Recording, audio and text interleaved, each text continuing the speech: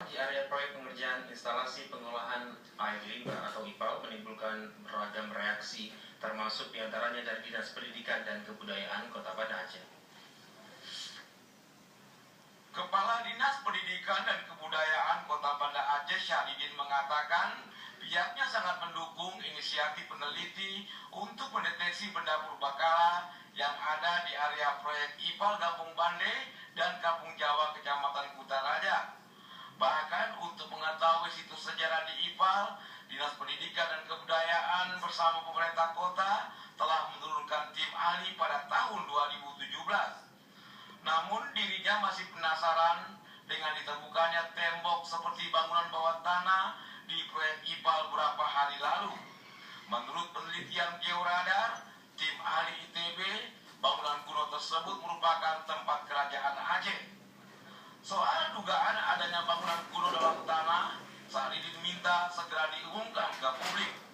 Bila perlu ditunjukkan dengan penggalian agar masyarakat tahu.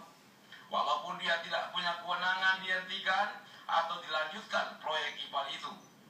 Dari hasil yang dilakukan dengan menggunakan teknik georadar, itu katanya ditemukan bahwa ada tembok bekas bangunan Fondasi lah. Di wilayah tersebut, di wilayah pembangunan proyek IPAL bawah tanah. Kalau hari ini sesuai dengan pertanyaan tadi, apakah dengan ditemukannya dengan menggunakan georadar, apakah proyek IPAL dihentikan? Sekali lagi kami tegaskan bahwa kami tidak bisa menjawab apakah proyek IPAL itu dilanjutkan atau dihentikan.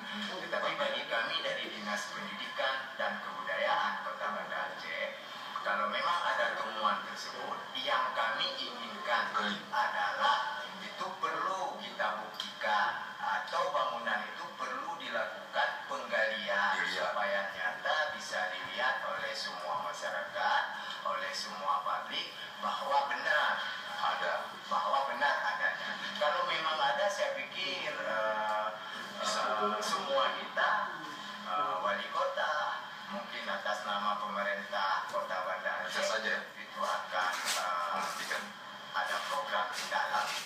Syahridin menambahkan, jika terbukti area IPAL adalah bekas kerajaan, Dinas Pendidikan dan Kebudayaan akan menindaklanjuti hasil penelitian georadar dan melestarikan keberadaannya. Tim Liputan TVRI melaporkan.